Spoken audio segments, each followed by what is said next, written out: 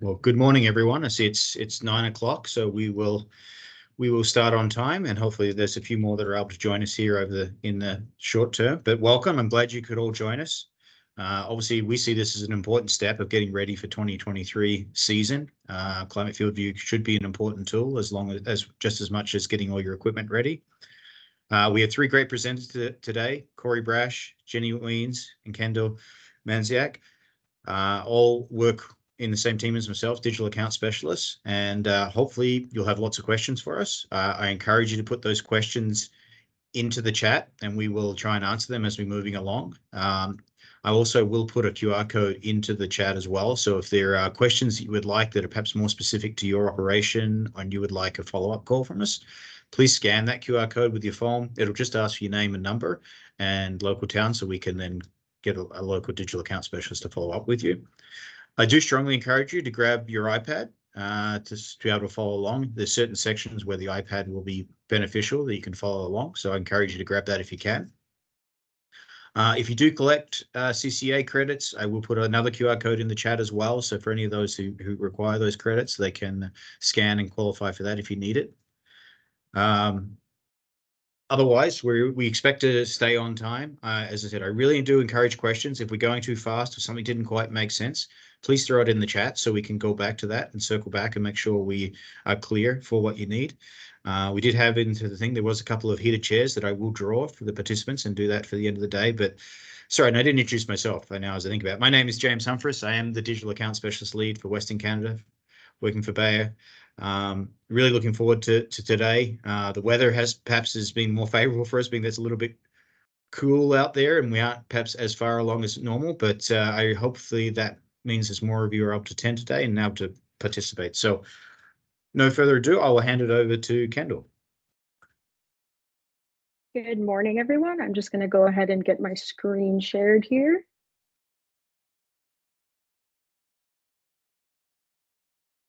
All right, are we seeing this field screen now? Yes. Yep, perfect. All right, so like James said, my name is Kendall and I'm a digital account specialist located in Saskatchewan. So to start off this morning, I'm going to be talking about editing and adding new field boundaries, as well as a couple other tidbits on the climatefieldview.ca website. So three things I hope you can take away from my portion this morning is how to draw and edit new field boundaries, as well as how to data inbox historical data into your Climate FieldView account, and how you can share either your whole operation or a couple of fields at a time with a trusted advisor. So to get started, I have logged into my Climate FieldView account already, and I've zoomed in on a particular field just somewhere located in southern Saskatchewan. So as soon as you log onto your FieldView account, this is the fields landing page it'll bring you to, and you can zoom in and locate your fields and draw these boundaries. So to get started, I'm going to show you how to draw a new boundary by locating this Manage Fields tab on the bottom left corner of my screen. I'm going to select that, and I'm going to select Add Field back at the top. Once I click into that tab, it's going to bring me to this page where on the left, I can add in a field name as well as select client name and farm name. So for the purpose of this webinar, I'm just going to name this field webinar and select default client and default farm. Now that I have that added on the left, I'm going to move over to the top right corner and select this draw tab. This will allow me to draw a field boundary around the outer edge of this field. I'm going to select polygon just because this gives the most flexibility in following sort of the lines and curves of the field edge. And just to start, I'm going to just click across to four corners of this field boundary just to give an idea of what an outer boundary can look like. To finish, I'm going to select the first circle that I put down just to close this boundary off. So once I have sort of this general square created, I can click on these circles and slide them around to sort of snug them up a little closer to what the boundary should look like, and to be a little bit more representative of your field. So at this point, I could save and I could move on and draw another field, or I can remove some of these portions from inside of the field that you may not be planting through, just to give a better representative boundary. So if you were to save this field, you could always come back in and edit and then remove these boundaries and potentially kind of snug up some of these field edges a little closer, or you can do that right now. So for the purpose of the webinar, I'm just going to show you how to save and go back in and edit, and then we'll come in and we'll edit out some of these portions. So I'm going to save this field over in the blue on the left, and it has been added, and you can see that I have this square boundary kind of encompassing everything within the field inside. Over on the left, you can see this field that I've named webinar, and there's this little pencil icon. If I select this pencil icon, it'll take me back to this page where we just drew this original boundary, and now I can edit some of these inner portions out. So in order to edit some of these inner portions out, I'm going to select the Remove tab. And to start, I'm going to remove this waterway. So this waterway tool is really cool because you can kind of start at one end of a creek or a ravine or a ditch that you may have kind of going through your field, and you can just click down the center of it. Once I click down the center of it, I'm going to click the final circle a second time just to finish it up, and then I can enter the width of the waterway. So I'm just going to guesstimate this one to be about 10 meters. Obviously, you'll want this as accurate as possible when you're drawing your actual field boundaries, just to make sure that they're as accurate as can be. Once I select done, it has removed this waterway for me. And I also do have the option to still go in and pull some of these circles and snug some areas up to make it a little bit more representative. Now to remove these little sloughs or bushes or whatever they may be in the center of the field, I can select the Remove tab again, and I'm going to show using this circle option, as this little one over here seems to be quite circular. This one is one that you can use to just select in the center of a slough or a bush and pull outwards to create a little circle, and it will remove a circle for you. I'm also going to show removing using the polygon option, which is the option that we use to create the original field boundary. With this option, you can kind of select and click in a circle or whatever shape you may need to click in, and you can select the circle you started with to close it off and remove that as well.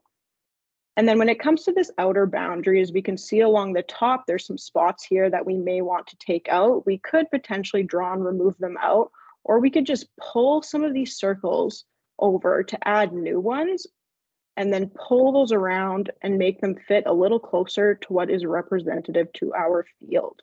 So I'm just going to pull these over and pull some of these out. And my boundary is looking a little bit more representative now. So now I can resave this. And that is a brief overview on how you can go in and draw a new field boundary and also go back into that boundary and edit. And this is something that we recommend doing every year in preparation for seeding. Obviously, if you're a new FieldView user, you'll want to get your boundaries into your account so you can proceed with the growing season. But it's also a good idea if you've been using FieldView for a couple of years to just go in and take a look at those boundaries every year and make sure you're happy with how they look and make sure they're representative to that field. If there's any questions about boundaries in the chat, I can take those right now. And if not, we can move on to data inboxing. Kendall, there is one. How do I delete a crop on the field? I pulled into a field and went a few feet on the wrong crop settings. Now it keeps showing up as a crop in that field. It's showing up when you're just taking Kendall, a look at boundaries. Sorry, Jenny, go ahead. No, yeah, I understand this. So if you, Kendall can maybe touch on the end how to fix data or edit data. Just in the settings tab, we have an option where you can go in and you can fix your crop settings if you did enter in the wrong crop type when you were seeding your field. So maybe at the end of Kendall's section here, we can go over how to do that. For sure, yes, we will be getting into the settings tab, so we can touch on that when we're in there. All right, so moving on, I'm going to head over into this import tab, which takes us to our data inbox. So the data inbox can be used to import historical data in terms of field boundaries or field files that you may have pulled off of a monitor, or soil test maps that you're able to pull into your Climate FieldView account. So this is another way that you can import boundaries without having to go and draw for individual fields. If you have this historical data or these pre-existing boundaries from past passes that you've gone across on your field, you can pull those into your data inbox in Climate FieldView and load them into your FieldView account so those boundaries will show up. So once you enter this data inbox page, and if you're looking at uploading files, you should already have these files loaded onto your computer. If you have pulled them off of a monitor, for example, with a memory stick and loaded them onto your computer, there are some other options to get files into the data inbox. For example, if you have a My John Deere account that may be linked to Climate FieldView, which we'll also touch on shortly, you can send files from your My John Deere account into our data inbox and then load them into your FieldView account fully. So once we get to this page, a couple of tabs to note is you're able to click this link, check your field compatibility, to bring you to a section in which it'll show you varying file extensions for varying files that you may be attempting to bring into your FieldView account. So before you send anything into the data inbox, it's always good to come to this page and double check and make sure your files are in a format that will be sent in, just to avoid any complications or issues. Heading back over to the inbox, another tab that can be helpful is that we want to be sending zipped files into your data inbox. So if you're unsure how to zip a file, you can select this link down here, which will take you to another web page that provides information on loading files into the data inbox, as well as on how to zip those files.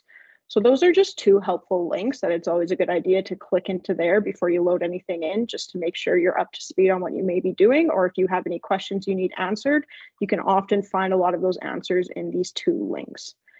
So for an example, once you have files loaded into your inbox, they will show up in these tabs along here. As you can see, I have one planting file sitting in my data inbox. So I'm going to select this planting tab, which brings me in to be able to see this file that I have sitting in here. So once you have your files loaded into the inbox, you'll have to come into these tabs and select them once again to fully import them into Climate FieldView. Before you fully import, you can take a look kind of across these columns here and just make sure that everything is looking good. There are some editing options. For example, I have wheat showing up kind of in an orange color over here under hybrid. I do have the option to go in and change that hybrid name to be a little bit more representative and to just kind of avoid any confusion or problems when loading into the FieldView account. So you can do that on a field-to-field basis, or you can select this Edit All tab at the top, and you could potentially do that by selecting multiple files and changing them to all of the same new hybrid name, if that's what you were looking at doing. So it's always good to come in here, double check across, and then you can select either all files at once if you had multiple files sitting in here and you were looking at importing all of them, or you could select just a couple files at a time if those are the only ones you were wishing to import. Once they're selected, you can select the Import tab at the bottom, and those will be loaded into your Climate FieldView account. Is there any questions about the brief data inbox overview?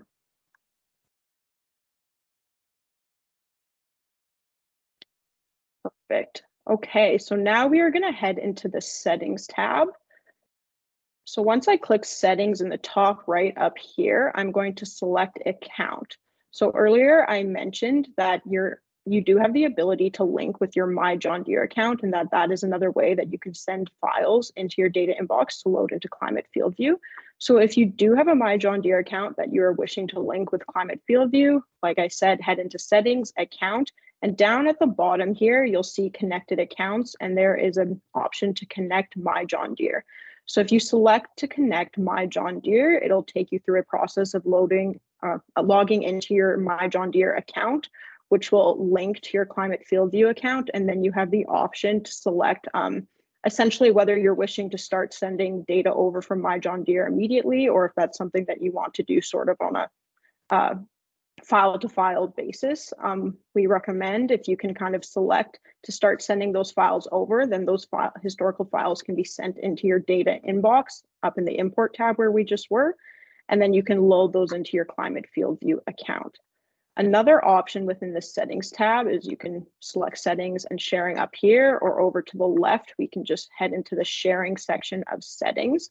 And you have the ability to share either your full Climate FieldView operation or just on a field-to-field basis with a trusted advisor who may also have a Climate FieldView account. So this is something that's really cool to note heading into our season. This is a really great option for scouting throughout the season. If you work with somebody closely at a retail, or if you have an agronomist that you work with closely that also has a Climate FieldView account, You can share operation information, so they have access to everything that you're seeing on your FieldView account as well, in terms of differences or potential watchouts you may be seeing in field health imagery, any scouting that you may have done within your field and noted through our varying scouting tools, such as dropping a pin and adding a picture or notes to go along with that pin. All of that information in your account, you can, or within just a particular field, you can share with a trusted advisor. So they have access to that while they also may be going out and completing scouting activities or taking a look at what's happening in your field. So in order to share, you can select this blue share tab, and it pulls up this option in which you can type in the email address of the person you may be sharing your account with. That's also the email address associated with their Climate FieldView account. Once you do that, you have an option to either share your whole operation. So this will be sharing every field and all the information associated with it within your operation, with the option to either include or exclude yield data. So you do have that option that you can select for your whole operation. Or if you're just looking at sharing on a field-to-field basis, you can select the Share Field tab, and you can select just a singular or maybe a couple of fields that you're looking at sharing with your trusted advisor. And within each of those fields, you can also select whether you want to include or exclude yield data. Once you have the fields that you wish to share, or if you have the whole operation that you wish to share selected, you can then click the Share tab at the bottom, and it will give them access to your operation through a shared tab. At the top here, for example, if I had accounts that were being shared with me, I would see those listed here. So once again, this is a really cool tool to be able to just kind of share information across multiple people who you may be working with closely on your operation that may not necessarily work within the operation, but may be sort of a third-party agronomist or just someone else you work closely with. Just so you can share that information and sort of all be on the same page if there is situations happening within the field that you kind of want to talk about or have someone look at, and all of that data is already noted and thoughts are kind of already posted on there. So do we have any questions about either linking the accounts or sharing? There's one here, Kendall. When we do custom work for a customer who uses Climate, can they share their account and we use our sprayer to operate in their account? So if the account is shared with you, you can't go into that account and do the live map within that account if it's just shared with you. But there still is an option that you can go, and if you're doing custom work, you can complete a custom option on that person or on that person's field. And then afterwards, you can just share that map data or that information data from that field into the data inbox as we discussed. So if you do have more questions about that, someone can work a little more closely with you on that, but there is an option just to share map data once you have a field mapped to an account, and it'll come in through the data inbox in the import tab, and then they would simply just import that into their account. Answers your question? I can touch on that more too when we switch over Sure. into the tab app. I can point out how you can send field files from your account to another account. For sure, that would be awesome, Jenny. All right, so now while we're in the settings tab, this was from a question that was brought up earlier. There is this fixed data option that I'm going to click into, which brings us into the Fix It tool. So this is a page where it gives you a little bit more opportunity, I guess, to fix some data information. I don't remember exactly what that question was asking. I'm just going to scroll was the back in the wrong chat crop here. I think it was the wrong Wrong crop. crop. Okay, at the perfect. time. Jenny, if you know an easy and quick answer to this, do you want to maybe just hop in here?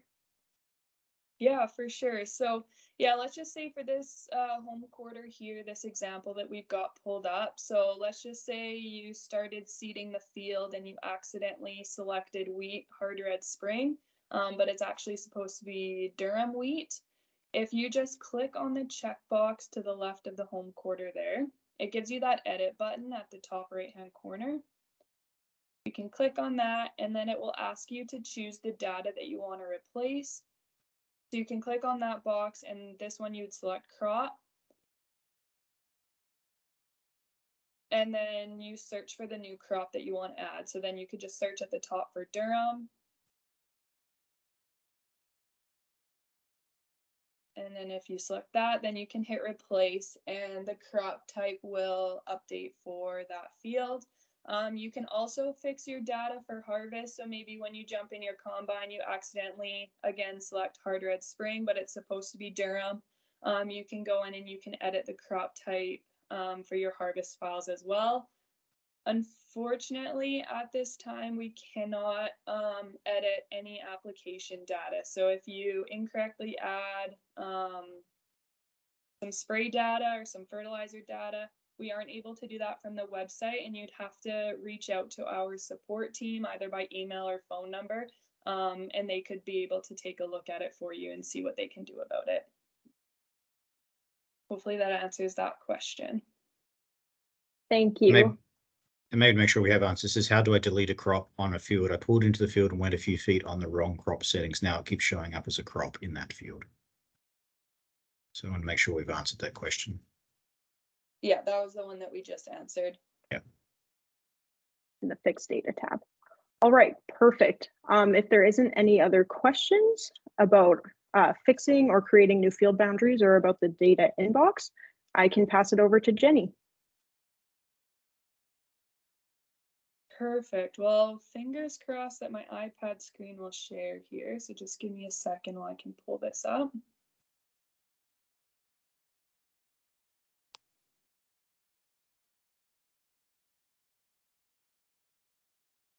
Alrighty, if someone can just let me know if this is sharing or not, that would be great. Looks good, Jenny. Yeah, perfect. Thank you. Okay, so I'm going to go through some talking points about the CAB app, just getting set up there. So if this is your first year using Climate FieldView, then great. This is so exciting, and this will be helpful for you. So there's two main apps that Climate FieldView offers. So you can see in the middle of my screen there, we have the FieldView CAB app and the FieldView app. So the FieldView CAB app is the one that you're going to want to have downloaded on your iPad, which is open while you're seeding, spraying, or combining.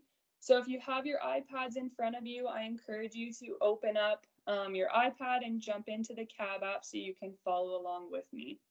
So a few things that I want you guys to take away from my section here would just to be making sure that all of your hybrids and applications are added into your account before the season gets started, properly setting up your equipment, and where to get help if you're stuck while you're seeding. So we're going to get started here by jumping into the settings tab. So a few of the tiles that I want to talk about here under the general section. The biggest one I find people struggle with would be your unit. So if you're going in to add your application information or your seeding information, you want to make sure that your units here are set to English, just so then you're dealing in acres and pounds and not hectares and kilograms. So the next one that I'll talk about, your cloud sync, you'll want to make sure is set to enabled. If you leave it on disabled, this means that all of the data will stay on your iPad and it will not go into the cloud. So you want that set to enabled. So then once the data has been collected on your iPad, you can go on your phone and you can see those seeding maps, or you can go on the computer and you can see those seeding maps. So to prompt a cloud sync, you can just touch on that circle button and it will start syncing, and all of the data from my iPad will then go up into the cloud. The next one we'll touch on there is the control pane. So you'll want that set to enabled as well. This just means that the additional information you see on the map screen will in fact appear. If it's set to disabled, you won't be able to see those metrics when you're seeding or spraying or harvesting. Restricted mode. So I recommend that most people leave this one set to disabled unless you have a need for it. So if you wanted the restricted mode enabled, this just means that users will require a password to change or delete any pins in the accounts, any field region reports that have been created in the account, hybrids, applications, equipment, field information, etc. So like I said, I recommend leave this to disabled. If this is something that you struggle with operators deleting equipment or not adding or deleting things that shouldn't be there, maybe enabled is an option for you. Diagnostic logging, you can just leave that one set to normal. Cloud sync fields, leave this set to current season. What this means is that a cloud sync for your fields will happen automatically for all of the fields for the current year. If you change it to on demand, what that means is you will need to select which fields you want to cloud sync. So you'll have to go into each individual field and say that you want it to cloud sync. So I recommend we just leave that to current season. Finally, cloud sync field health imagery, leave that to enabled. If you disable this, you won't be able to see your imagery on the CAB app. For any of the users that maybe have a cellular data plan on the iPads, you could disable this function and it will save you some cellular data. It won't have to use that data to download the imagery every time you get a new image. So that is an option as well. Up to you what works for you. So the next one we'll jump into, I guess we'll talk about data quickly, as there was a question about sending field data. So yeah, if you're doing custom work for a farmer, I've worked with some guys, the person that's getting the custom work done, they just choose to give their iPad to the operator that is spraying for them or seeding for them. So that's an option. Otherwise, the custom operator can create the field boundary for the person that they're doing the work for. And then after that field has been seeded, it gives you the option to send 2022 or 2023 data. So if this is the field that I did custom work for that customer, I can click on it. I can enter their email address into the top there and click on send field files, and it will directly send all those files to the customer's account, and then they can upload it into their account through the data inbox tab.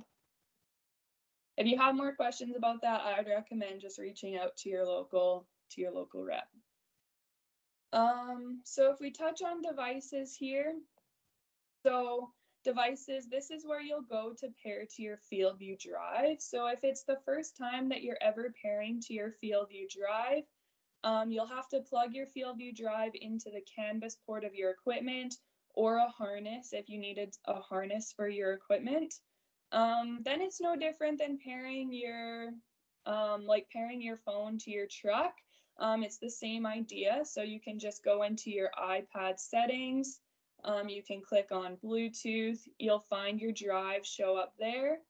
Once you've connected it on your iPad settings, you can come back into the CAB app here, go to devices, and then you'll see your drive appears here. So when you first connect your drive to your equipment, it will flash green, which means it's connected to power. And then it'll start flashing blue, which means that it's looking for a Bluetooth connection. So once you've fully made the connection and everything is paired and good to go, if you look at your drive, it will be a solid blue color, and then you know that you're good to go. So one best practice that I would say about drives and iPads is you want to keep them together, and perhaps you want to name them the same. So I recommend to all my customers, get yourself a label maker and label make your iPad and your FieldView drive, set them as iPad 1 and FieldView drive 1, and always keep them together. And then you're not mixing them up and getting frustrated with things not pairing properly.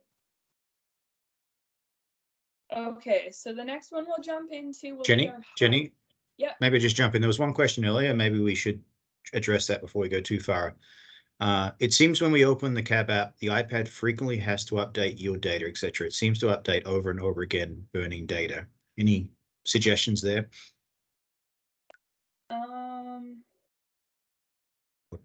No, I was reading that too, and actually just trying to figure out what that was. So unless I'm wondering if maybe a drive wasn't fully offloaded, or and maybe we could reach out to get some more details. So I'm not exactly sure what the issue is on that.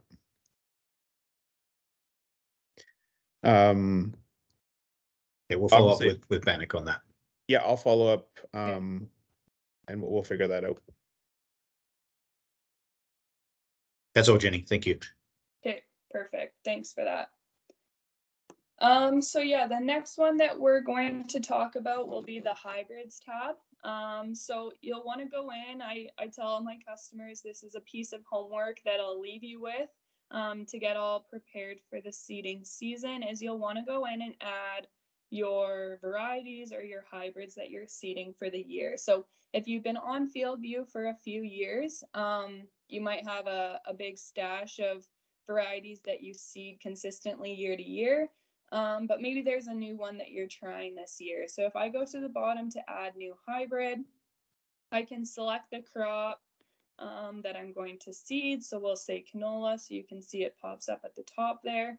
And then I can search for my variety. So let's just say we're going to seed the new 900 series. So when I search for that, you can see it shows up at the top. So I can select that, and there it gets added to my list. So you can do this for all your varieties. If there is a variety that doesn't show up on the list, so I'll do a test one here. I'll call it my name. So as you can see, obviously there's no canola variety or hybrid with my name. So if I just select other brand, I can give it a custom name, and then it gets added to my list. So don't worry if you don't see your variety pop up, we can always create a custom one. The other one that we'll talk about will be seed treatments. So this is optional, it's not necessary. If you do want to track your seed treatments, I would say go in and add them in here beforehand. So you'll want to get all your seed treatments added, same process as adding your hybrids. But one thing I do like to tell people is if you're adding 2 seed treatments to your seed, so for example, maybe you're adding Buteo Start and Prosper Evergold to your seed, FieldView will only allow you to select one of those seed treatments. So a way that we can get around that is we have to trick the system. So if I click on add new treatment, I'll give it a custom name like I did before. So I'll search Buteo Start and Prosper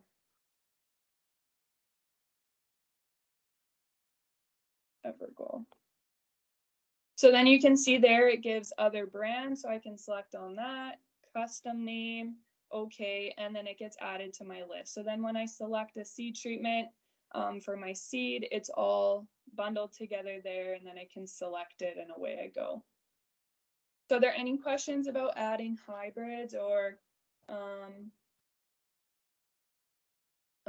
seed treatments? Just the one here, Jenny. I think you know. So is there a way to edit existing variety names from the iPad or only from a desktop? No, you can only edit variety names from the iPad, from the Cab app.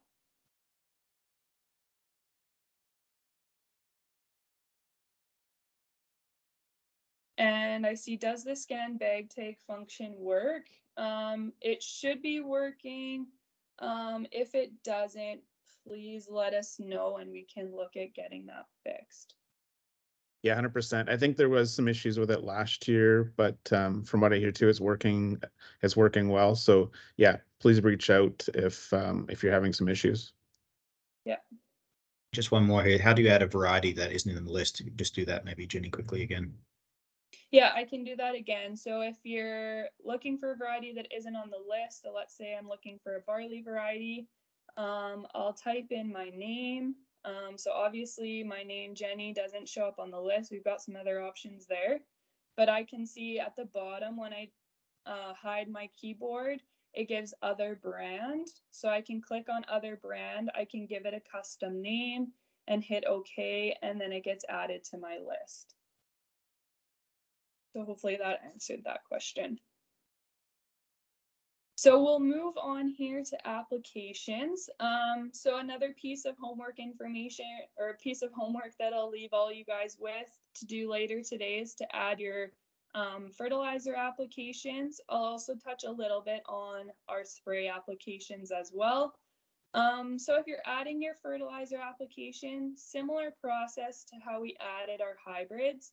we'll go down to add new application. I'll do an example for urea today. Hit next, choose if it's a granular or a liquid, and then hit finish. So what I always like to remind people is when you're setting up your applications, it gives you that option on the right-hand side there to choose by rate or by weight. So whenever you're doing a fertilizer application, I always recommend we choose by weight. So then we can go in and we can add our products to our mix here. So when I click on add product, I'm going to search for urea. And then I can choose an option from the list so I can see that urea shows up there. And then I can add in the amount of urea that I'm putting down. And then I can also click on pounds. And if you had to change your unit at all, you could click on that and then you could select the proper unit that you want to be working in. If you were doing a fertilizer blend, for example, you could continue to add more products from the bottom to complete your blend. I'm happy with this, so I can hit done, and then you can see it gets added to my list there. So if we talk about spray applications, on the other hand, I've got an example in my list already for pre-burn. So again, same process for adding a product as we just did with urea. So if I click on my pre-burn example, for spray applications, I always recommend that you choose by rate. So then you can type into the top there what rate that you're spraying at. So if I'm spraying at 10 gallons an acre, I can type in 10 gallons an acre, and then it gets added there. And then obviously you add your products to the mix, and then you enter in there how much actual product per acre you're putting down. So in this mix, I've got Roundup and Focus that I'm spraying together. Any questions about application setups? Nothing in the chat so far. Okay, perfect. Oh, sorry. There is one now. When adding varieties, applications, etc. to one iPad, will it relay that information to other iPads using the same login, or is this process necessary for each individual iPad? Yeah, no, that's a really great question. So no, you only have to do this on one iPad. And once you have one iPad completed, you can go to the general page, or even from the home page here, you can see Cloud Sync on the bottom left. You can click on Cloud Sync and all of your other iPads will update to match the iPad that you added all of your information on. So yeah, that's a really good question. You only have to do it for one iPad. One more just came through, Jenny. If you delete or edit applications or hybrids, does it affect previous year's data? No, so you can go in, let's just say I'm not going to seed a seed pen hold anymore, so I can remove it from my list. It will not delete, let's just say you seeded that variety last year, it won't delete that seeding data from last year. And then one more came through for FERT applications. You said to add it by weight. What about VR applications? Yeah, so I would still add the application, like I would set up the application properly by weight here. When you execute a variable rate script, whatever your monitor in your equipment is showing for a variable rate prescription is what FieldView will record. So if you move from putting down 200 pounds to 150 pounds, FieldView will record that rate change on your map. So I would just select up here the amount of urea you're putting down and go from there.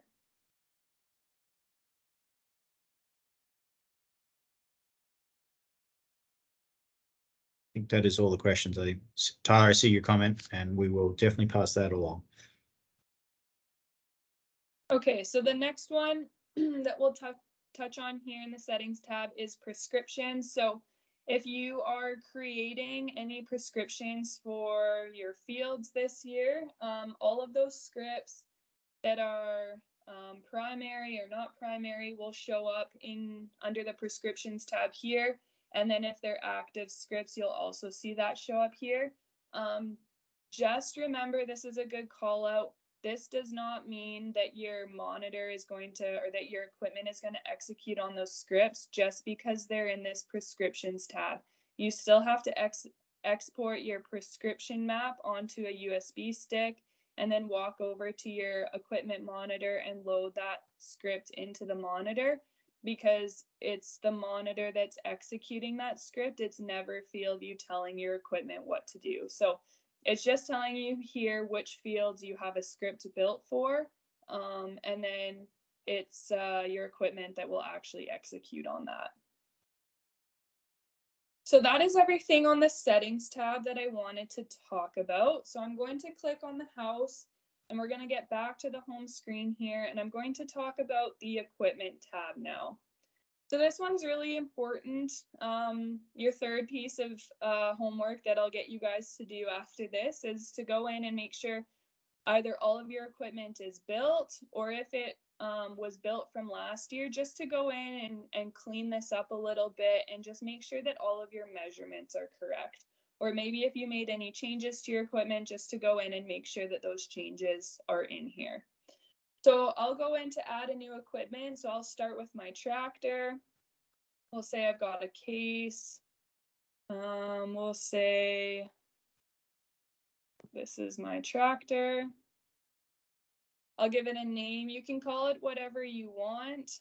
It's funny, I met with a farmer about a month ago, and he said that his kids like to name all of his equipment for him. So I said this is a good thing that they can do with you then, is they can give all the equipment a fun name. So call your tractor whatever you want. And then you got to go in and add your measurements. So all of the measurements that you can see here are from factory installed tractors. So if you've made any major changes to the tractor, it is important that you go and collect those proper measurements. So I tell people just grab a tape measure and measure it out, or just step it out. But we do want to be as accurate as we can with our measurements. If you call your local FieldView rep, or you call our support line because your maps are overlapping or you have gaps in your maps, it's probably because your equipment measurements are not correct. So that would be the first thing that we would send back to you to get you to fix. So all my measurements for this tractor are here. The one that you usually have to go in and edit is that front axle to GPS. So letter E, and if you look on the diagram, you can see the measurement that what E is. So you can just grab that measurement. So I'll throw a number in there. This is all in inches as well that I like to remind people of. So make sure you do the conversion from feet to inches, and then we can hit done. And then my tractor is built in the list. You can see it listed there. So now I'm going to go in and I will do my air seeder. So add new equipment. I can click on air seeder. We'll do a bore go. Say it's that one. So it'll ask us for air seeder rows. So you can scroll through the list and find your row count. If your row count doesn't appear, you can scroll all the way to the bottom of the list and it gives that custom row count. So you could click on that and then enter in how many rows that you have. And then hit next. The next one is row spacing. So same thing, if you don't see your row spacing in here, you can add custom spacing. Select your hitch style. Yes, I'm going to use an air cart. Again, a bore go. One thing I would like to say too, if you can't find your drill or your air cart model, just select the next closest model from the list. Have 4 tanks. And then it asks us for a seeder display.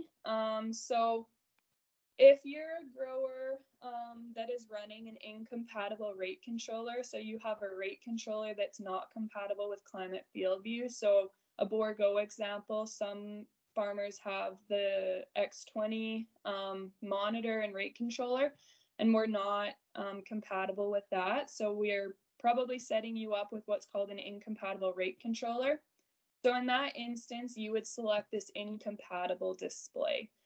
So Borgo was one example. You might have a different monitor, different rate controller. So that's what you would have to select there. Any other instance, so in my example here, I'm going to have a TopCon X30 monitor, so that's the one that I would select from my list here. Hit next, again, give it a name and hit next. Then we have a few more steps before we're done here. So we've got to grab all of our measurements for our equipment. So the first one that it asks us here for air seater setup is your frame style, your hitch style, your start and stop delay, you can all leave. Your wheel distance, same example as the tractor. So your measurements are from factory installed air seaters. So again, if you've made any major changes, I suggest you just grab that tape measure, even just step it out to make sure that number is accurate. So it's showing you for wheel distance what it wants. Seed exit, so this is currently disabled. We'll want to enable this. So again, if you're running that incompatible rate controller setup, that's the option that you would select. Otherwise, for me, I'm going to select the TopCon X30, X35 Apollo rate controller. So it gives me another suggested measurement there, so I can, again, go confirm that. So hitch to exit distance, application exit, so this will be for your fertilizer application. I'll want to enable this one as well. It'll ask me how many sections I'm working with, and then it also asks me for that hitch to exit distance.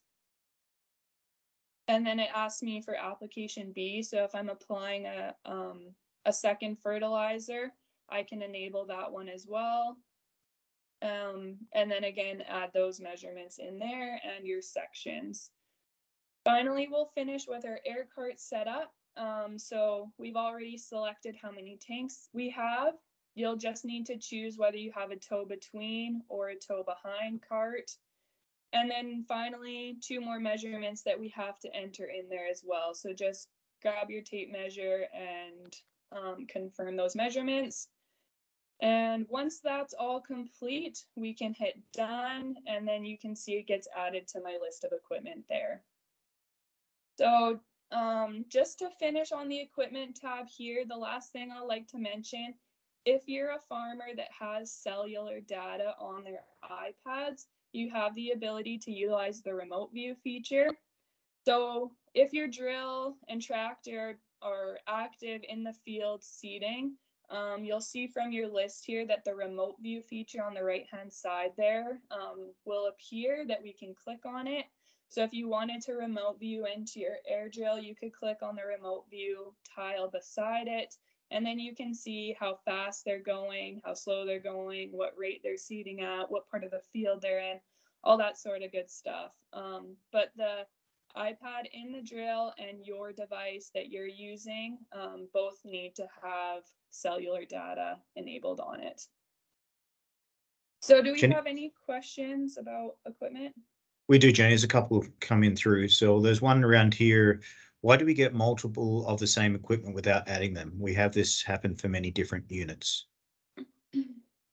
Yeah, that's a good question. I've seen this a few times too, and I actually don't know the answer to this. So we can follow up with you about this, and this might be something that we send to our support team to look at.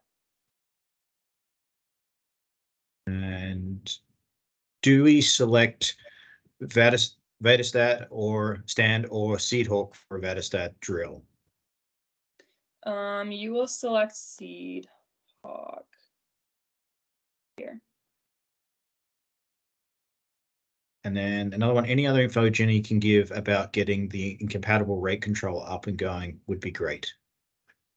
Yeah, so once you select your display and your rate controller as incompatible rate controller, there'll just be a few differences when you get paired to your drive and actually mapping in the field.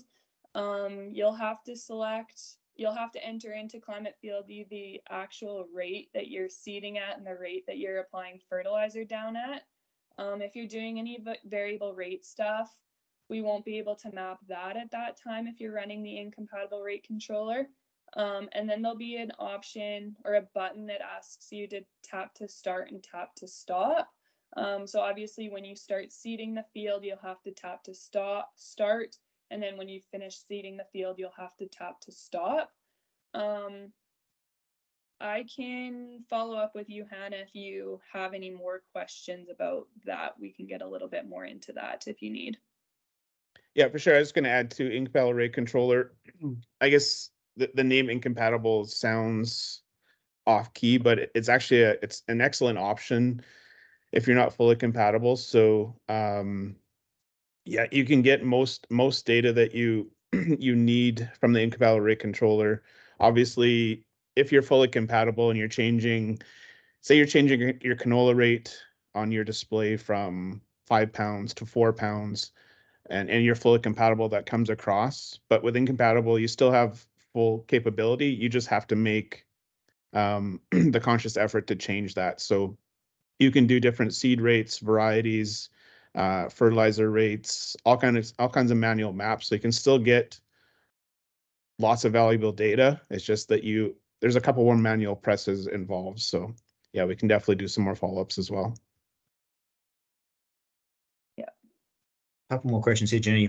My seed exit doesn't show the sections for the sectional control on the cart, but the exit A and B do.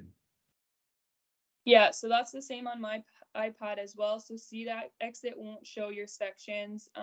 You'll only see your sections for application A and application B. One last one that I see for question. Can we add a swather or windrower yet?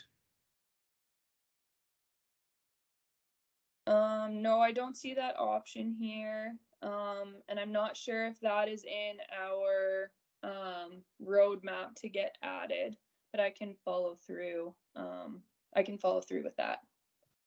Yeah, it's definitely not a one that we can choose today. We do have guys, we do have producers and farmers that are actually utilizing that. And probably just make it as a tractor. We can kind of manipulate it to be a swather. So we definitely have guys using other pieces of equipment that we can kind of customize. So it's not an actual swather windrower, but many guys are still utilizing the feature. Yeah. Okay, so it sounds like that was everything on the equipment tab that I wanted to cover. So the next one that we'll jump into will be the fields tab. So the fields tab, this definitely isn't necessary to fill out, but it does make your life a lot easier when you get into the field to start seeding your crop. So this is where you can go and you can add all of your hybrids or varieties, your seed treatments, and your fertilizer applications. And this just makes for easier and quicker access when in the field. So when you pull into that field, it will, if you've added your information in the fields tab here, it will prompt the operator, is this the variety that you want to seed? They can just click yes. Is this the seed treatment you're adding? They can just click yes, and so forth. So it does make it a little bit easier in the field and less time consuming that way. I would like to call out that this does not add a manual map layer. So if you're looking at adding like just a manual seeding layer, you didn't have FieldView in the equipment for that particular field, this is not the spot where you can add that manual data layer. You would have to go back into your settings tab, into data, and add field data. And this is where you can manually add that seeding layer. So then I'll jump into the map screen here just to touch on a few options here. So obviously this screen will look a little bit different when you're connected to the FieldView drive and you're sitting in your tractor ready to start seeding. But there are a few options that I just want to call out before that happens. So on the top right hand corner there, if you click on that arrow, you'll see your map options button. So if you just want to click on that one, here you'll want to make sure that your field boundaries, your field pins, and your field regions are all turned to show, just so you can see them. So if you dropped a field pin at seeding, perhaps for an oil well or something like that, when you're in the sprayer and you've got FieldView open in the sprayer, you'll see that pin coming up, and then you know to watch out for an oil well or something like that. Prompt hybrid on field change, so you'll want to leave that to enabled. So just like what I was referring to on the fields tab, if you add all of your hybrid information there, if this button is set to enabled, what that means is when you pull into that field and you make it active, it will prompt you that you want to start seeding that variety because it's already been preloaded into your account. So then the operator doesn't have to scroll through the list of all your varieties, or do they have to add a new variety? It's already been set for them. Finally, field boundary detection. So I recommend all my customers set this one to prompt. What that means is when the farmer pulls into that field based on their GPS, FieldView knows or can assume the field that they're in, so it will prompt them. Do you want to make the home quarter active, for example? And then the operator just has to click yes, and then that field is made active. You could change this to auto if you want. So then when you just pull into that field, FieldView will automatically make it active for you. The only risk of doing that would be that if your boundaries are overlapping, they're missing, or they're incorrectly shaped, this may cause the feature not to work properly. So there is a bit of a risk attached to that. So just leave it as at prompt for now. And then if you do prefer to change it, you can do so later. And I do want to talk about the enabled maps at the bottom here. So if there's a map that you can't see on Climate FieldView and you knew that you captured it, it's probably because that map is not selected. So for example, if you couldn't see your variety map on Climate FieldView, you can see here on my enabled maps that variety is crossed off. So if I just click on it, then I have the ability to look at my variety map. So there's a long list of map options that you're able to see here. Some of this stuff we might not be able to capture just because your equipment monitor doesn't provide it. So you can turn them off, but lots of different options here that you can make sure you've got clicked on so that you can see them during the season. Any questions? I'll just pause for some questions here. There are a few, Jenny, so we'll make through it here to make sure we haven't missed any. Can you remove all from last year to start fresh? And I'm sorry, I'm not sure if I know what that was in context to. That was on the fields tab. So no, you'll have to go into each individual field and delete the hybrids, seed treatments and applications and start fresh. Any progress on being able to print a farm map with putting your hybrids in to help with farm planning?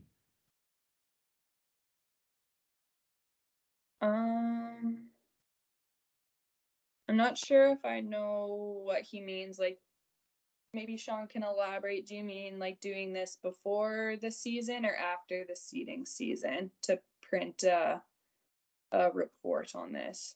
I think if you're looking at doing this before the season starts, I would say no. This fields tab would be your best option to help with your farm planning.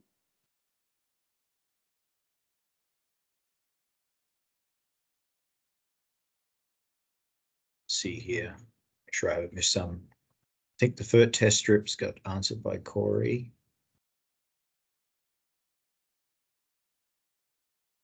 Sure, this one got answered. If I have dryland corners and irrigation mapped separately, but seed across them as one field, should field boundary be set to auto for this, or will FieldView split the map properly? Yeah, this would be a scenario where I would use the auto feature. That's a good example. If it doesn't split the map properly, this is something that we could send to our support team and they could clean it up if the maps don't transfer over properly. One more here. Is there a way to remove all pins rather than each at once? We have lots of rocks, but Rock Picker didn't delete as they went. Yeah, that's a good question, Sean. Not that I know of, but this would be another one that I could reach out to our support team for you and see if there's a feature on one of our web versions where you can delete all of your pins. I'm not sure if Corey knows any more about that, but I could look into that one for you. That's a good question. Yeah, I don't have an answer to that either. And I guess it depends too if you if it was rocked as seasonal or permanent. I'm trying to remember if I think it might show up the next year actually. So yeah, I'll have to look at that to see if there's a bulk delete. Yeah, no, that's a good call out too. So when you drop a pin, you have the option to change it between, I could maybe do one here.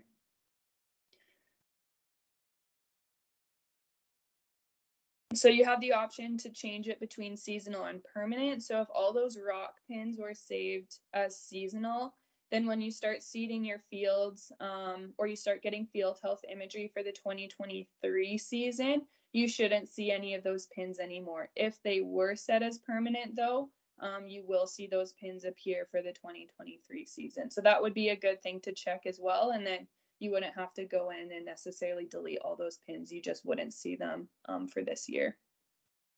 Yeah, it's good call out actually. That that screen that you just popped up, sometimes it's tricky to know which pin type it's set on. So just to know that it's the white one, right? That is actually the one you're choosing. So possibly permanent might have got chosen for some stones. Yeah.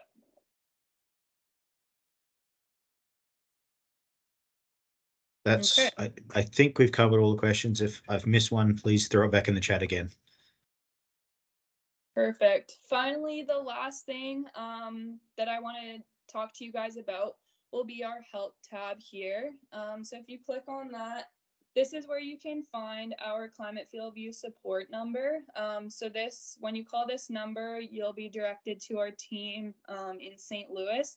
They're a great support team. I like to tell people it's not like you're on hold it's not like you call TELUS and you're on hold for 3 hours. It's usually you call them and the longest you'll wait will be 3 minutes. During their busy season, they're a great team. They can usually help with any of your questions. So don't hesitate to give them a call if you need. And I know Corey was maybe going to talk about this on his section, but on the left there, you see version info. So just a quick tip, make sure that your cab app version is updated to the latest version. I think we talked about this yesterday. 12.1 is the newest version. So you all might have to go in and update your cab app. You can do so by going into the App Store and searching for cab app, and then it gives you the option to update to the latest version. So we definitely recommend going into the seeding season that your cab app version is fully up to date. So that was everything that I had to cover. So if there's any more questions in the chat, I can definitely go in and answer those. I think you got them all, Jenny, for now. Okay, perfect. Well, then I will throw it back to Corey. Awesome, thank you.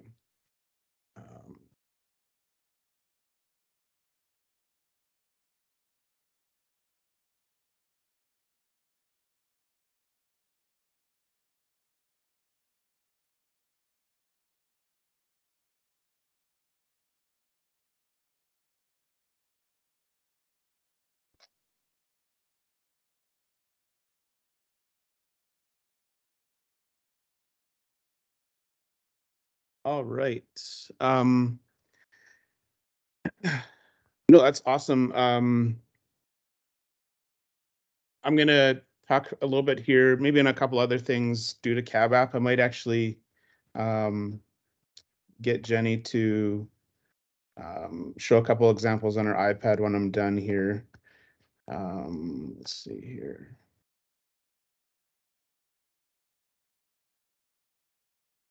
But basically, there's a few things that make sure I'm not muting myself here. We can hear you, Corey. Couple things, I guess, after this presentation and part of this section, few things that we hope you're able to take away from it, maybe to have a better understanding of the cab app during planting season. Probably during the live demo, I'll maybe get Jenny to show a couple things, and there's a couple questions actually in the chat as well that obviously if you're using incompatible rate controller, this will kind of be a good demo, but kind of switching between varieties and seed treatments.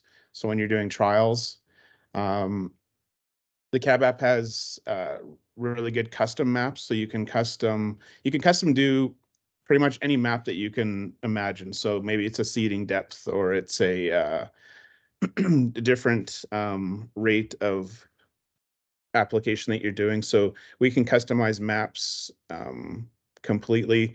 Obviously, cab app is always collecting the simple things like speed, height, topography. It's always collecting your varieties, your populations, but we can do a lot of custom maps as well. Maybe to kind of show and utilize some split screens. We're using split screens more, I guess, for analyzing data after, but you can actually split your screen while you're going across the field. Maybe you want to see the difference between a speed and a population, or a variety versus a population. So kind of using some split screens, and actually Jenny already alluded, dropping some pins. So kind of be able to, dropping pins are great for obviously the simple things like marking stones and rocks, but we can also drop pins and take pictures and actually georeference where we are, so we can share that pin with local agronomist, maybe share it with on the farm. Maybe somebody sees something that's abnormal that they may want to share with the rest of the farm. So dropping pins is a great tool to use.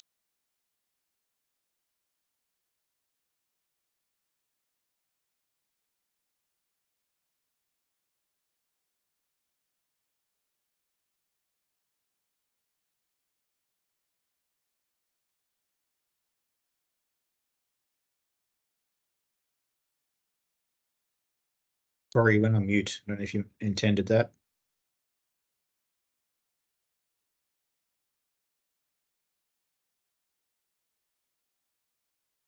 Nope, didn't intend that. That was There you go.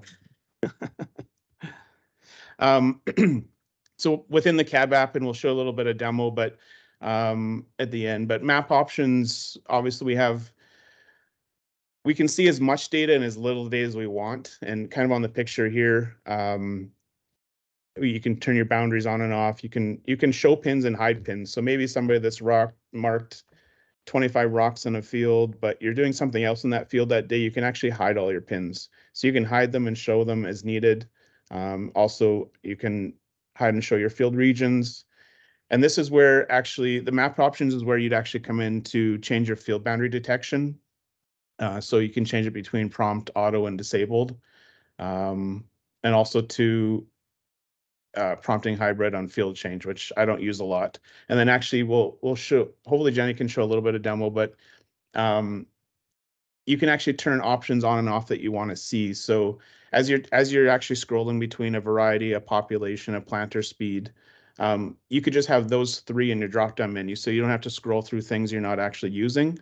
Or you can add more, as many options as you want. So it kind of lets you tailor your drop-down menus as you're working.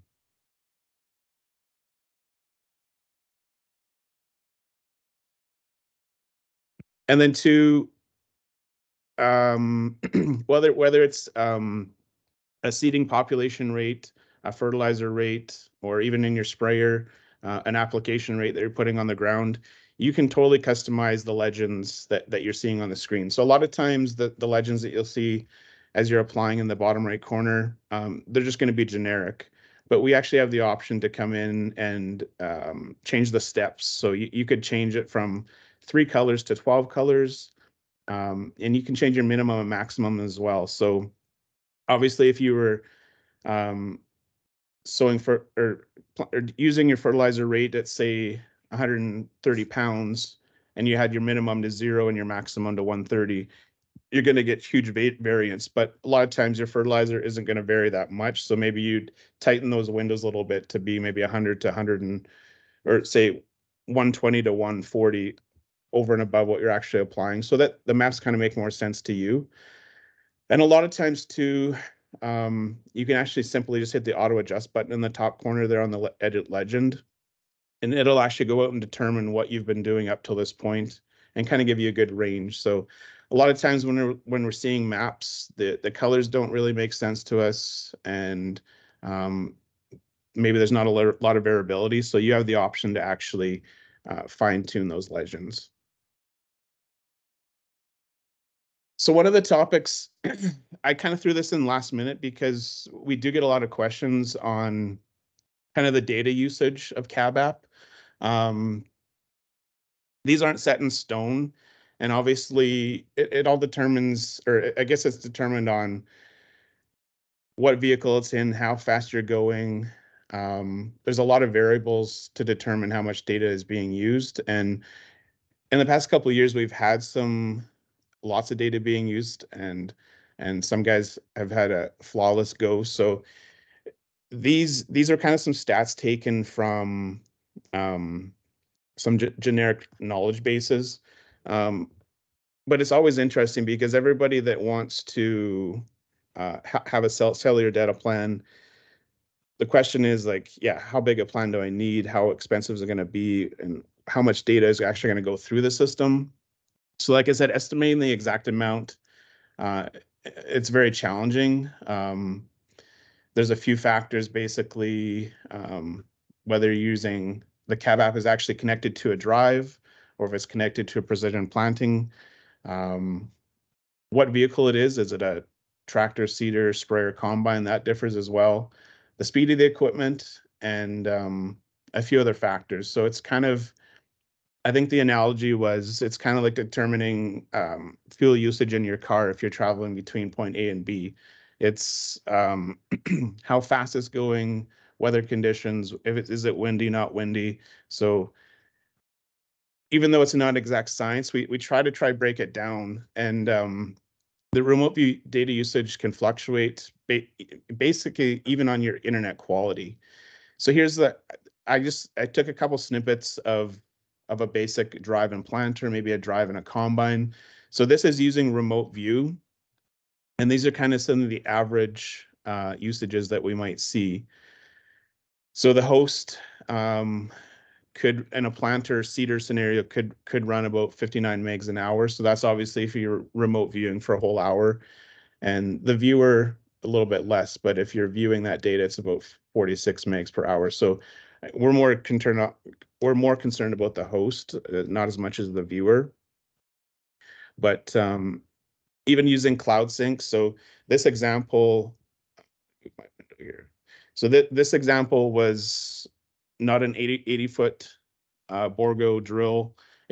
So these estimates were based on a 16-row planter and a combine with a 16-row head. So not to reinvent the wheel, this is the data I used. But for example, using Cloud Sync, obviously, if you have a data plan with a SIM card, you can Cloud Sync in real time. You could hotspot your phone to Cloud Sync. But obviously, we can get away from these amounts if we're just using Wi-Fi in the yard. So you don't need to be Cloud Syncing in the field in real time. But if you are, these are just kind of some of the numbers you might see. So same thing for a drive and a planter. You might actually see data of about 29 megs per 100 acres uploading that. Once again, downloading is not as important because we're doing that in the office or out of the field. Where the combine, it really steps it up. So this is where the data really starts to crunch. So on average, you might see a drive and a combine uploading 140 to 150 megs per 100 acres. So that data really starts to climb once you get into the combine. And also too, basically, we're always asked to, what size of iPad should we buy? What size of iPad should we buy? We always recommend a minimum of 128 gig, but you can also obviously buy larger. And the thing too is, maybe in the off season when you're not in the field, you might actually choose to download the last 3 or 4 years, all that data onto your iPad, because you're in the office, you're kind of comparing years, comparing data. But an interesting thing is all that data is cloud-based. And so what some guys will do is if they're heading into the field this spring, they'll actually just wipe out those past years of data on your iPad because it's all saved and we can download it again once the season's over. But to kind of free up room on that iPad, you can delete the past 4 or 5 years that may be bogging the system down and kind of collect fresh for the season. I guess if you have a large capacity iPad, that allows you to obviously keep more data on the iPad. So this example is based on a 128 gig iPad. And again, rough numbers, but if you had a drive and a planter, it might be collecting, or it might take about a meg per acre for storage on that machine, on that iPad. So a planter might be able to store 300,000 acres. Combine might just store a lot more than that. But the thing is, the data is, you can always access it on other platforms, whether it's on your phone or the website. So it's just a good practice. If you notice, if you go into your iPad and you go to settings and data, on the bottom will be a scroll bar. And it'll kind of show what data is available or what storage is available left on the iPad. And you see that maxing out. It's sometimes a good idea to remove some past years, upgrade to a newer iPad, just so you don't have any complications in the field. So any questions?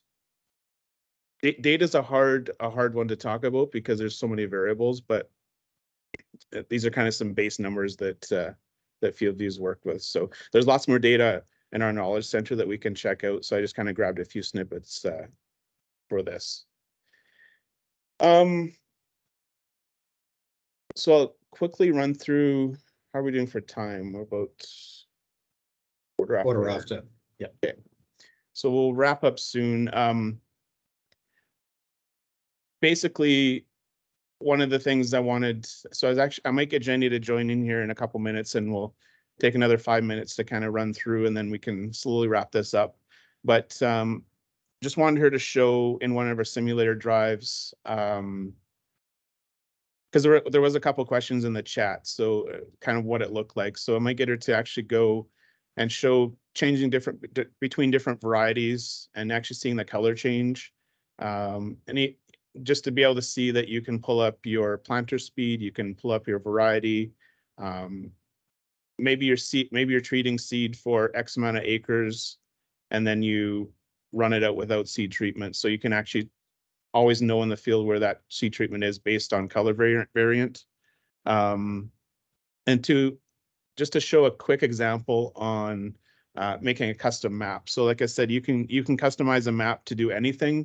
One that we always talk about usually is seed depth. So maybe you've got a new drill or you do some trials on the farm. So you can actually seed at certain depths and get the same, I guess, comparison as you would between varieties as you could between seed depths. So FieldView is definitely an interesting trial machine. So I usually joke that if you can dream up the trial, FieldView can usually map it. With that custom map app or button, we can trial anything. So just for the last couple minutes, I'll pass it over to Jenny if she could pull up the simulator, and we'll just show you a couple minutes of what it looks like in the cab app, and then we'll pass it back to James. Perfect. So I'll pull up my simulation drive here. Let me know if you guys can see this. 100%. So yeah, like Corey was saying, so I'll just pull into one of our sim drives here. So let's just say you get jumped in the tractor, you're pulling into the field ready to get seeding. So if your drive is paired, everyth's good to go. You'll see your drive up here. So I'll tap to connect it. You can see it gives me that check mark. Yes, this is my FieldView drive. Bear with me, this is a simulation, so it can be a little bit glitchy here. So click on the house, go back to the map screen. So now you can see my field, or my map screen looks a little bit different. So I'm going to select, just do a new field here for the purpose of today. We don't recommend that you guys create new fields. You'll want all your field boundaries in at the beginning.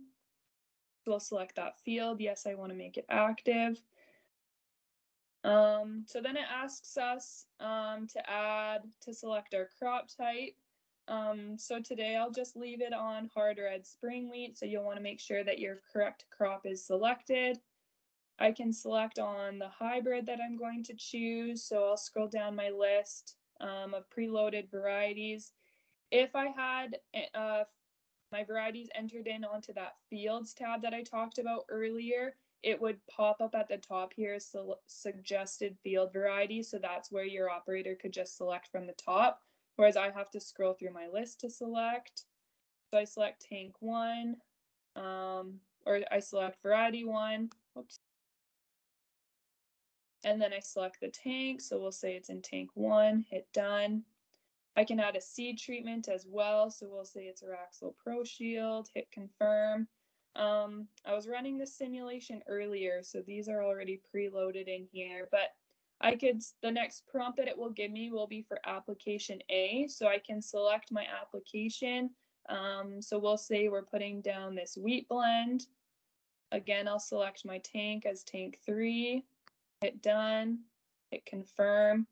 The next prompt it would give me would be for application B. So I can select that one as well. So we'll say, yeah, and hit confirm. So now you can see my tractors moving through the field, seeding variety 1 with Araxil Pro Shield. So the map that we're looking at right here is our population map or seed rate map. So there's the legend on the bottom right-hand corner that Corey was talking about. So I can click on that and I can edit my legend to show the rate that I'm seeding at. So I can adjust that if I needed to. I can click on population map and I can pull up any map that I want to see. So again, if you don't have your map options selected properly and variety wasn't checked on, you might not see your variety map on the list here. But I'm going to click on variety map. You can see earlier I was seeding view field and then I switched to variety 1. So maybe I'm going to do a third trial. I'm going to place a third variety. So in the top right hand corner, I can click on the edit button beside variety. I can exit out on the hybrid and then I can search for variety 2. Again, select the tank that it's in. If I needed to change my seed treatment at all, I could, but both varieties are treated with Araxil Pro Shield, so I can hit confirm. And then you can see that third box pops up on the bottom where I can see that third variety is being seeded. So it's easy to keep track of trials if you needed to. So all these panes along the side, on the left-hand side there, can be changed. So if I click on the edit tile, there's many different metrics that I could pull up in view. So if I wanted to see field acres remaining, I could click and I could drag that one over. If I wanted to see acres per hour, I could click and drag that one over, or how many field acres I've done. I really like the drop pin one, and we also talked about the custom map one, so I could click and drag that one over as well. So maybe as I'm driving along my field here, the example we've given lots is a rock. So maybe you come across a rock. The one I talked about is maybe there's an oil well or something there that you want to flag for your sprayer operator. So I could drop a pin right in that area. I could assign it a color. So maybe all my oil wells are going to be orange, and then that well stays there forever. So I would set that as permanent. And then I can click save, and there it's permanently set in my field. The other one that I want to talk about is the custom map option. So if I click on custom map, we can create a map for anything. So if there's something in field, or there's something that FieldView isn't mapping that you wish we were mapping, you could create a custom map for that. So the example that Corey wanted to use was seed depth. So I could type in my custom map is for seed depth. I could hit done. We'll say I'm going to seed at 1 inch. and hit done. So now as my tractor turns around here, we'll start to see that map get painted. So we'll just give it a minute here. Maybe while we're waiting for him to, or the operator to turn around, I'll talk about the incompatible rate controller. So a couple more things that you'll have to do when you're setting up in the map tab here that we're looking at that I didn't do that you would have to do if you're on the incompatible rate controller is there'll be a third prompt that'll ask you about the rate, both the rate that you're seeding at and the rate that you're applying fertilizer at. So that'll be one more step that you'll have to fill out for FieldView. And then there'll be a button on the bottom of your screen, kind of bottom middle here, that'll say tap to start and tap to stop. So just as I put my my drill down here to start seeding is when I'd have to click on tap to start. And then when I get to the end of this pass, I would have to hit tap to stop. So I know this can kind of be frustrating for some operators constantly clicking this button. So a way that we can trick the system is if you seed your headlands first, whether you actually seed them or you don't seed them, you just tell FieldView that you're seeding them and you drive around the field once. When that headland has been seeded, when you reach that headland in FieldView, FieldView will automatically shut the rate controller off, or pretend to shut the rate controller off, because it knows that you already seeded that spot. So you technically only have to do tap to start and tap to stop once, and then you're good to go for the rest of the field. So if anyone needs a little bit more clarification on that, just let us know and we can go through that a little bit more. So as I said, we're doing our custom mapping now for seed depth. So I'm looking at my variety map here. So if I just click on variety on the top right and scroll all the way down to the bottom, you can see seed depth is one of the map options that's listed now. So I can click on that, and there you can see I'm seeding at 1 inch. So perhaps we want to change the seeding depth now. I can click on my seed depth tile on the left, and now I can change my zone. So maybe I'm going to do a 1/2 inch now, hit done, and there we see is where colors start to change. And then, you know, as we're scouting, as the crop's emerging, then we can walk over to that spot and just see the differences in emergence. Corey mentioned the split screen feature. So on the right hand side, you can see that 2-pane window looking thing. So if I click on that, then I can split my screen. So I've got two maps showing here. So if I wanted to change the one on the right, I could click on seed depth, and I could go on planting, and maybe I want to see my variety map and my seed depth map. This is maybe not as useful, I'd say, during seeding, but perhaps during harvest is when you'd utilize this split screen feature. You want to have your yield map on one side and your variety map on the other, your yield map on one side and your harvest moisture map on the other. So the split screen feature is nice. Whatever you guys find useful for there would be how you would use it. So I think that's everything that I wanted to talk about there. Are there any questions before we wrap up? On each, and can I go back to a zone I used before? Yeah, so if you wanted to switch back, I would assume to like 1 inch, for example, you could click back on the plus, and then you just have to type in 1 inch, and then you would revert back to that orange. So you would have to type it in again. It wouldn't be in a drop down or anything. And the other thing I would like to say about custom maps is it will only let you do one custom map. So if you wanted to do a custom map for seed depth and a custom map for something else, for example, it only allows you to do one per field, unfortunately. Couple more questions, then we'll have to wrap it up on time here. But with the custom maps, can you set preset amounts to map? I was thinking to pressure down on our drill. It would be interesting if you could cycle through settings. So you can't preset the amounts that you want to map. This is something that you'd have to do on the fly as you're seeding, I believe, unless Corey No, that's knows correct. otherwise. Yeah, so okay. it's a very basic tools, but it can do so much for you, but you can't do any presets, unfortunately. So you'd have to yeah, just change it manually like she showed you. Yeah. Another question, is there any way you can incorporate headland approach into the program so it shuts off the mapping? I'm taking this as probably some advice we'll have to pass on, or a suggestion. Yeah, so like for the incompatible rate controller, like if you do actually seed your headlands first, obviously tap to start, seed your headlands first, and then you can start seeding the inner parts of the field. If you're a farmer that prefers to seed your headlands last, but you are running the incompatible rate controller, you could trick the system. So you could say on Climate FieldView tap to start, you could just drive around the headlands and then you can start seeding the insides of your field, and that's how you trick the system. But yeah, that the fact that we can incorporate it into the program so it shuts off, that's not an option that we have now, and yeah, something that we can pass back to the team.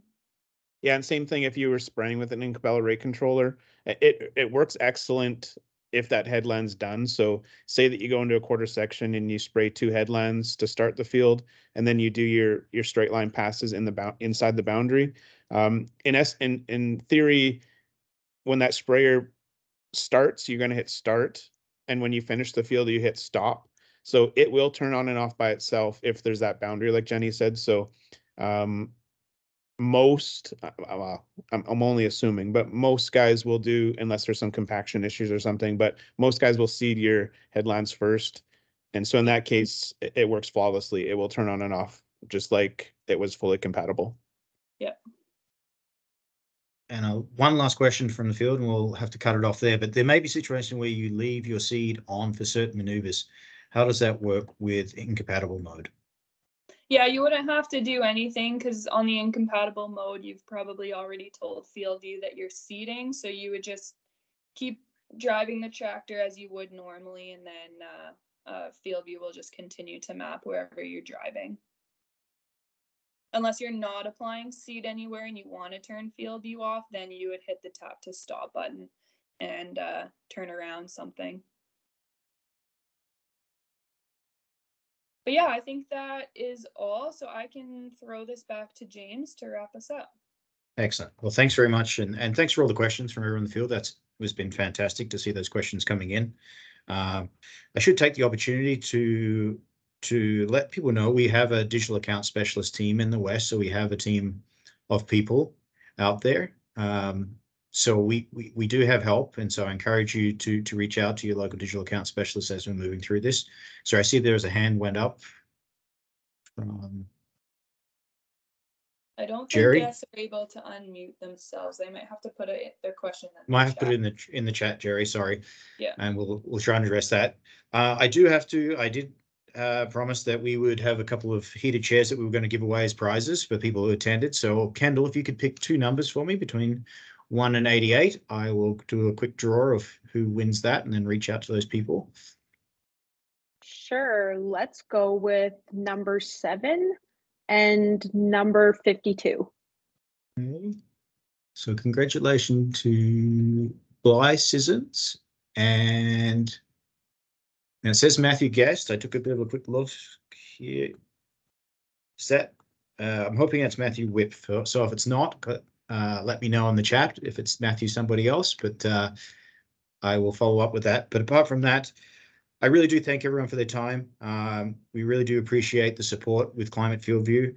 I hope you've been able to get something out of today that you can implement. We will follow up. So if any of you did scan the QR code and ask for a follow-up call, we will get back to you to follow up to see what the questions you might have, and so we can help with that. Perfect. Thanks, Matthew. Please stay safe this spring. Obviously, it's going to get busy. I realize it's getting cold. It's late. It's getting later than perhaps what some people are used to. So please stay safe, and we'll get into that. But most importantly, thank you for choosing Climate FieldView, and we really thank you for your support. We did record the session, and we're going to look at a way of getting the link out to everyone. So if there were things that you kind of liked or were interested, hopefully we can get that back out to you, so you'll be able to go back and follow on that with that and follow it back. So really appreciate the help. I think I saw a question around phone numbers. We can look at that. Maybe we can email that out to the group that's on this call, the respective phone numbers. So I really appreciate the feedback. Apart from that, I think I'm gonna wrap it up. I thank everyone for their attendance, and yeah, have a great rest of your day. Thanks, everybody. Thanks, everyone. Have a great day.